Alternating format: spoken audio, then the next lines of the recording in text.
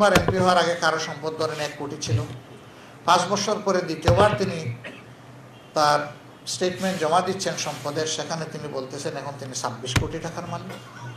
তৃতীয়বার যখন তিনি হচ্ছেন তখন তিনি 250 কোটি টাকার মালিক। এই নির্বাচিত হইলেই ব্যবসায় লাভ করা যায়, আর বাকি মানুষের কোনো লাভ হয় না।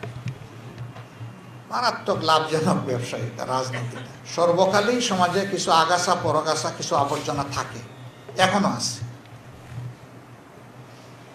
আগস্টের 5 তারিখের আগেই দেশে চাঁদাবাজি হয়েছে, দখলদারি হয়েছে, মানুষের উপর জুলুম হয়েছে, মিথ্যা মামলা হয়েছে, মিথ্যা মামলায় ফাঁসিয়ে বাণিজ্য করা হয়েছে, এখনো সেটা আছে। শুধু ফ্ল্যাগ বদল হয়েছে, ফ্ল্যাগ এক হাত থেকে আরেক হাতে এসেছে। কিন্তু আমরা এই 5 তারিখের পরিবর্তন করে আপনারা আশা করি আমাদের সাথে একমত হবেন। গত সরকারের হাতে আমরা ছিলাম সবচেয়ে বেশি নির্যাতিত। এখন অনেকে চাঁদাবাজি করে, আমাদেরও তো 2টা হাত আছে, আমরা পারতাম না কিছু চাঁদাবাজি করতে?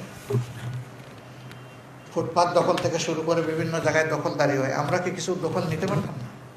চাইলে তো কম বেশ নিতে পারতাম, কিন্তু আমরা আমাদের লোকদেরকে বলে দিয়েছি এটা সাফ হারাম। কারো সম্পদের দিকে অন্যায়ভাবে চোখ তুলে তাকানো যাবে না, হাত বাড়ানো তো দূরের কথা। আলহামদুলিল্লাহ বাংলাদেশের কোনো জায়গা থেকে আমাদের কাছে কোনো কমপ্লেন আসেনি। আমরা একেবারে সাফ, আমাদের মুখ থেকে এই কথাটা প্রথম বের হয়েছে এই 24-এর 5 আগস্টের পরে, যে এই দেশে আমরা কোনো মেজরিটি মাইনরিটি মানি না। এই দেশের যারা নাগরিক তারা সকলেই মর্যাদাবান গর্বিত নাগরিক।